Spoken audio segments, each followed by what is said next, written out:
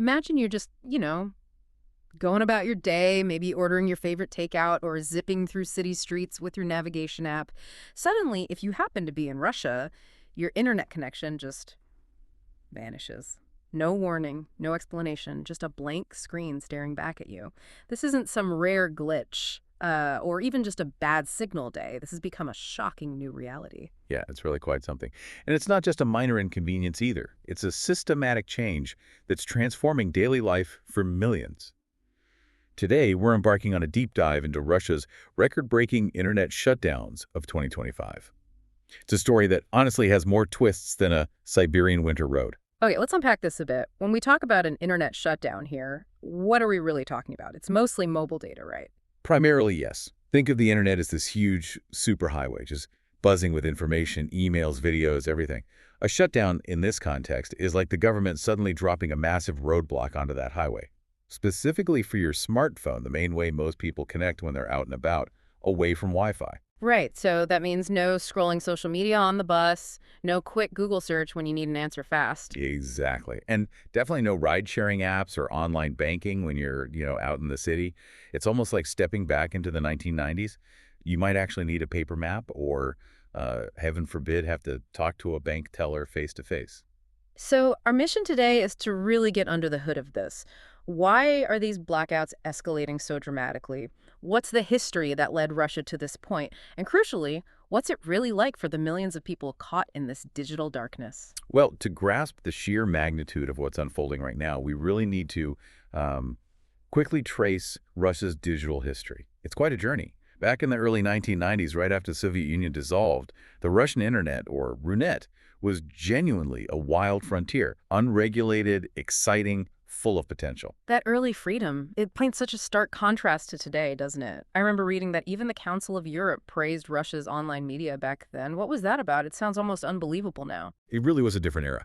By 2004, even though only about 8% of Russians were online, the level of liberty was surprising. International observers were genuinely impressed. They saw the online media's quality and speed as a breath of fresh air compared to the, let's say, more tightly state-controlled traditional outlets like TV and print. A brief, vibrant moment of digital openness. Okay, but that openness didn't last. How quickly did things start to shift? Critically, the shift began around 2008. By then, about 30% of the population was online. And that's when we saw the introduction of the first big control mechanism, the centralized blacklist system. It's officially called the Single Register, and it's maintained by Roskomnadzor, their federal communications watchdog. And initially, they pitched it as a tool for fighting serious crime, right? Like child pornography and illegal drugs. That was the justification, yes. And on the surface, it sounds reasonable, but as we've seen so often with these kinds of systems, the scope tends to creep outwards. And it broadened dramatically, didn't it? By November 2012, new laws came in. Federal Law 139FZ, I think it was called. Suddenly, they could block content deemed extremist or anything inciting illegal protests or hatred. It moved way beyond the initial justifications. Absolutely. You might even remember Russian Wikipedia staging a protest blackout against it back then. It was a big deal. And some of the early blocks were, frankly, absurd. Blocking sites discussing Siberian federalization in 2013, for instance, or labeling an Australian public safety video, "Dumb Ways to Die," as suicide propaganda. It really stretches the definition of protecting the public. So the grip starts tightening. What happened next, particularly around 2014? Things got much more aggressive then. We saw the bloggers' law forcing popular online writers to register like media outlets, big step, and crucial data localization rules came in, requiring companies, even international ones, to store Russian users' data on Russian servers. Which makes government access much, much easier, obviously. Precisely. Even things like free Wi-Fi hotspots started demanding passport IDs. Just casually surfing became a bureaucratic hassle. By this point, Russia had landed squarely on Reporters Without Borders' Internet Enemies List. So these weren't just random crackdowns. It sounds more like calculated steps, maybe even practice runs for bigger controls. That's certainly how it felt. We saw popular platforms blocked Root Tracker, the torrent site, Flabusta for book sharing. Yeah. Officially, it was about anti-piracy, but it definitely flexed the state's blocking muscles. And then the big one in 2016, LinkedIn, the world's largest professional network, just cut off for not complying with those data localization laws. Poof. Gone for Russians unless they used a VPN. And then came the really big one, the law that sort of laid the groundwork for today's situation, Right. 2019, right? Exactly. November 1st, 2019, the Sovereign Internet Law. This is the game changer. It mandated that Internet providers install special equipment, deep packet inspection, or DPI gear for centralized traffic management. Essentially created a national DNS system. Like a master switch for the entire country's internet. Pretty much. It gave the government the technical ability to isolate Russia's internet from the global web, almost at will, during declared emergencies, like installing kill switches nationwide. Wow, and I remember there were protests against that law. There were. About 15,000 people marched in Moscow demanding a free internet. But the law passed anyway, and it immediately paved the way for drills, actual tests of cutting off regions, isolating the Russian internet segment, the RUNET. And then February 2022 happened, the full-scale invasion of Ukraine. How did that impact this trajectory? It put everything into overdrive. Censorship reached levels we hadn't seen before. Social media platforms, Twitter now, X, Facebook, Instagram, they were rapidly throttled and then fully blocked within weeks in March 2022. Independent media outlets just vanished overnight. Exactly. By 2023, the government reported blocking over 247,000 web pages, many just for criticizing the war effort. Some people started calling it the cyber gulag, a chilling term, but it reflects how digital tech was being used for tracking, censoring, and control.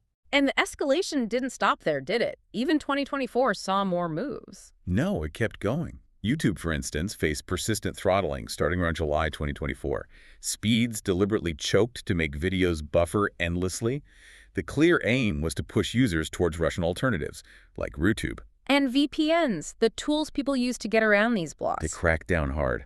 By October 2024, reports indicated 197 VPN services had been banned. Signal, Discord, Viber also faced blocks for not complying with the data laws. Even seemingly random platforms like FicBooks, a fan fiction site, got the axe in July 2024. It wasn't just direct blocks either. There were these huge outages. Right, the collateral damage. February 27, 2024, a massive outage hit Telegram and reportedly half of Russia's internet infrastructure. Officially, technical issues. But the timing and scale, it certainly smelled like a large-scale test of shutdown capabilities. So by early 2025, the situation was already pretty unstable. Very volatile. We saw Cloudflare services glitching in March, affecting YouTube, Duolingo. State websites went down briefly in January, and we saw this pattern solidify. Regional shutdowns coinciding with local tensions.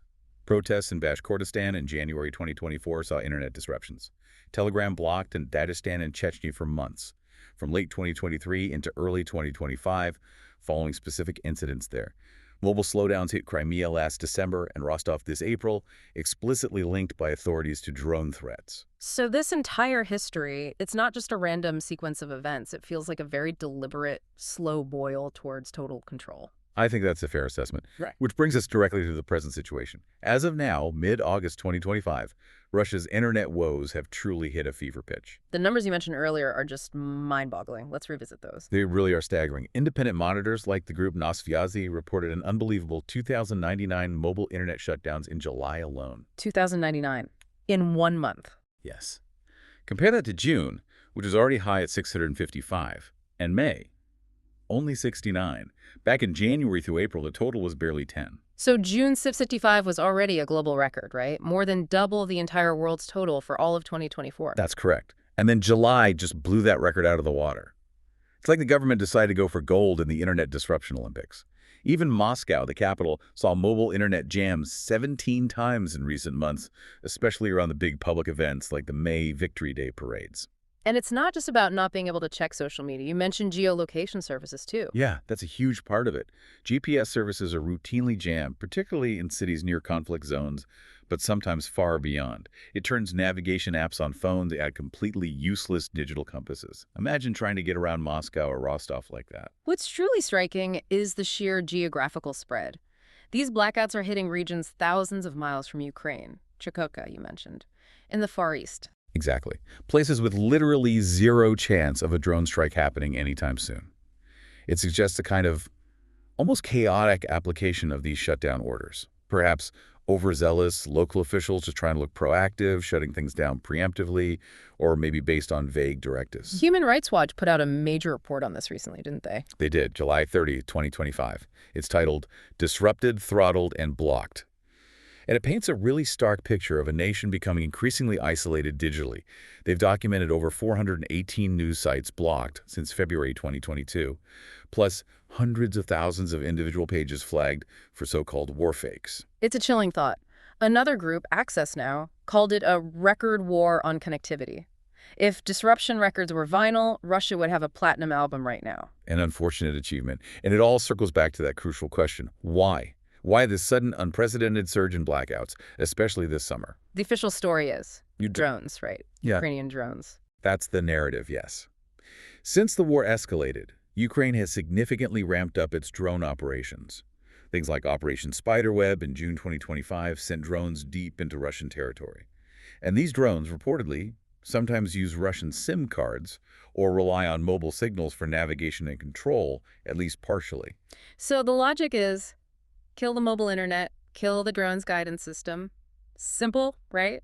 On the surface, Okay. maybe. Like swatting a fly by turning off the kitchen light, perhaps. But does it actually work like that? And what does the evidence show?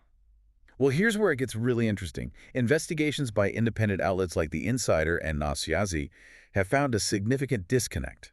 They analyzed shutdowns since May 1st, 2025, and found that fewer than half actually lined up in time and place with documented drone attacks. Fewer than half, so many shutdowns are happening in places where there are no drones, or at times when there are no attacks. Precisely. It strongly suggests that while drones might be part of the explanation, or at least the official justification, they're likely not the primary driver for the majority of these recent blackouts. So it's not exactly the most effective defense strategy, leaving your own citizens digitally blind while drones, which, let's face it, probably have backup satellite navigation or pre-programmed routes. Can potentially just carry on. Exactly. And this aligns with what experts, including some from British Defense Intelligence, have been arguing. They suggest it's much more about tightening control over the information space than it is about purely technical warfare against drones. That makes a lot of sense, especially given the history we just discussed. It does. And Human Rights Watch also notes this pattern. Shutdowns conveniently happening around politically sensitive times, like protests or elections.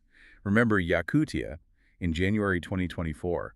Disruptions hit right during some anti-war stirrings. It even blocked bank payments for a while. So it's a multi-purpose tool, perhaps? Drones provide a convenient excuse, but the underlying goal is broader control. That seems increasingly likely. And it's not just broad shutdowns. Look at the latest moves, announced just this week, August 14th.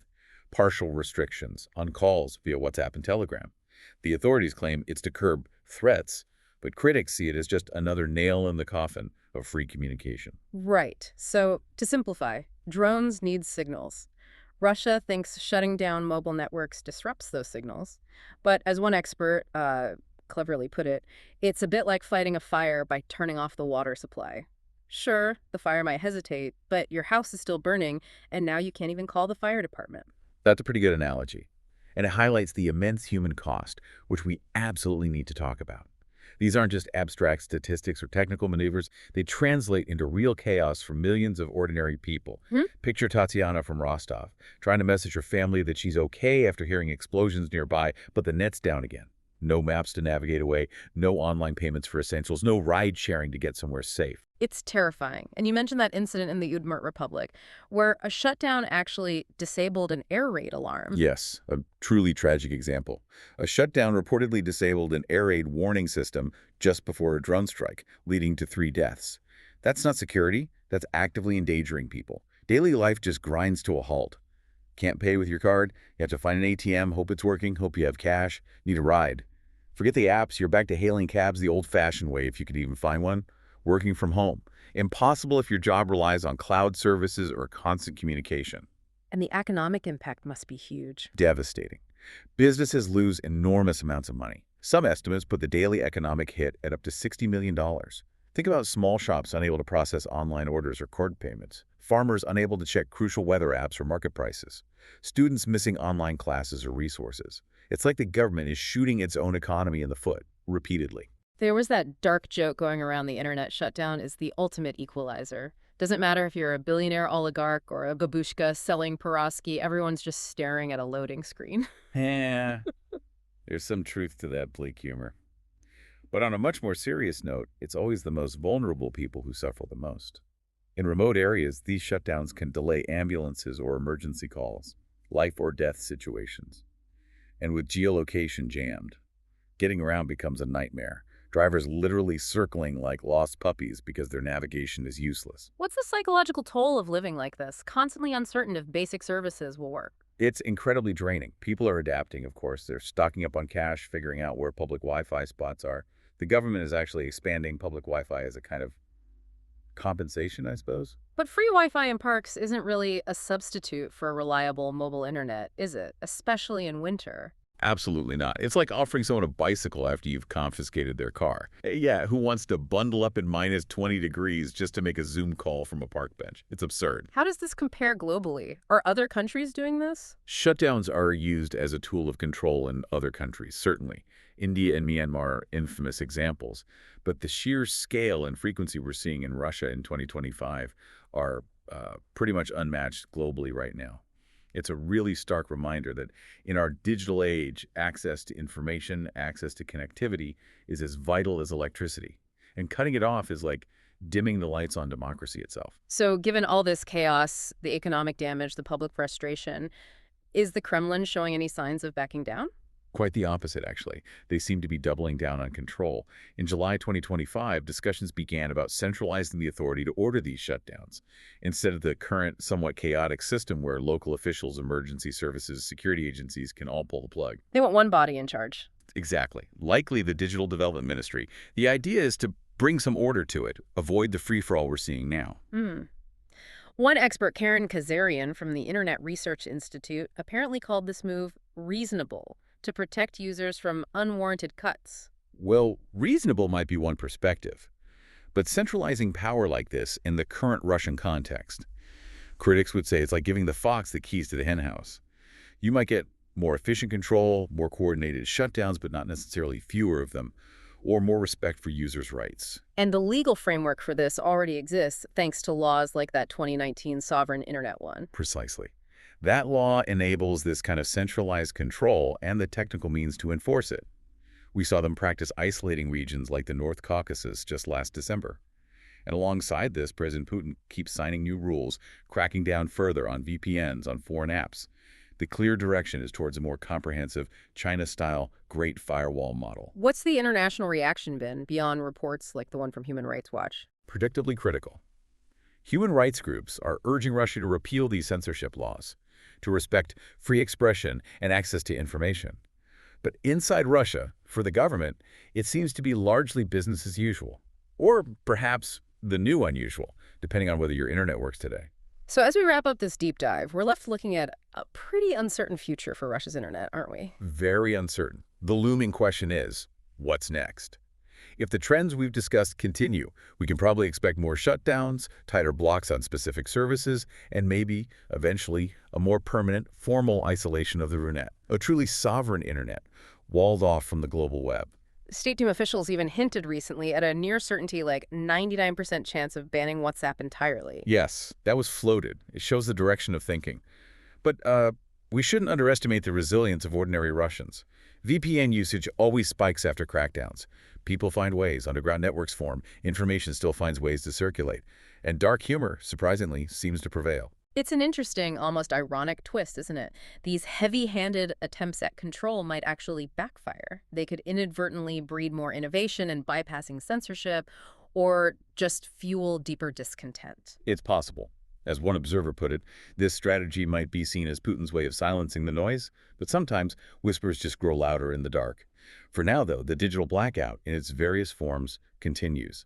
It's a really stark, ongoing lesson in how technology, this tool we often associate with liberation and connection, can just as easily be forged into chains. So a final thought for you, our listener, to mull over. As you reflect on this, really consider what happens when a nation decides to methodically unplug itself, piece by piece, from the global conversation. What does that truly mean for its people, for their future? And what are the ripple effects for our shared global digital landscape? What do you think is the real cost of digital sovereignty when it looks like this?